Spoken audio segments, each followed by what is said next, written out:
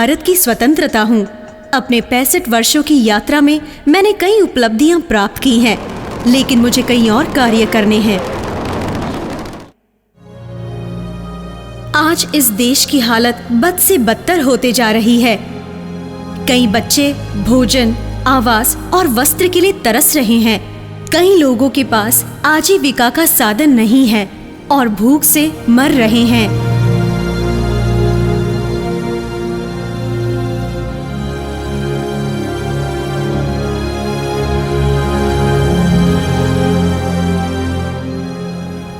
MLA से मिलकर हमारे घर के प्लॉट के बारे में क्यों नहीं पूछते? रहने दे, एमएलए से मिलना इतना आसान नहीं है। उसके अलावा आने जाने में 250 रुपए भी खर्च होंगे।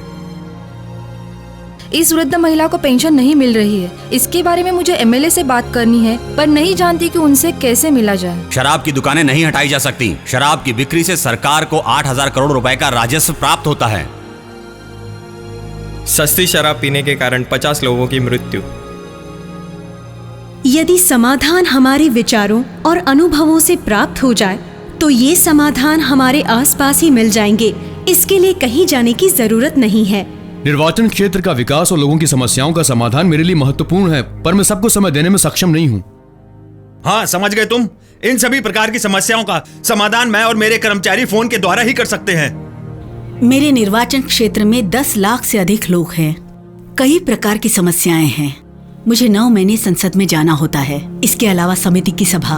बाकी के बचे हुए समय में मैं अपने लोगों से किस प्रकार मिल सकती हूँ, उनकी समस्या दूर कर सकती हूँ। मेरे बच्चे कुछ समाधान जरूर निकाल सकते हैं। मुझे विश्वास है कि मैं अपनी मातृभूमि को गर्व जरूर महसूस करवाऊंगी। जय हिंद।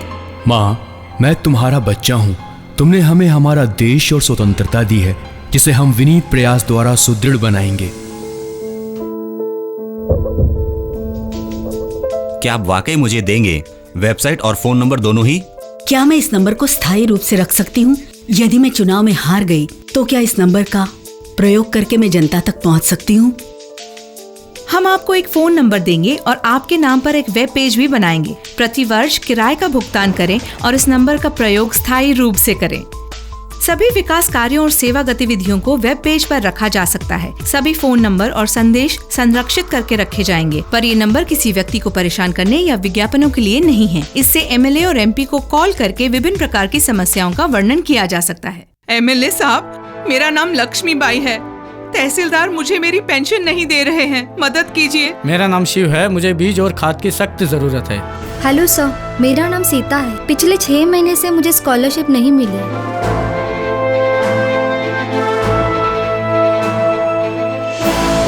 तहसीलदार ऑफिसर, मैं एमएलए जगदीश यादव बोल रहा हूँ। ऐसा लगता है कि तुम लक्ष्मीबाई को पेंशन नहीं दे रहे हो। जल्द से समस्या का पता करो और इसे सुलझाओ।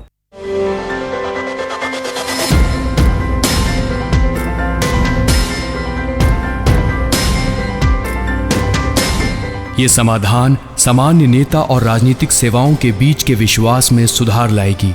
सभी समान साझेदार हो जाते हैं।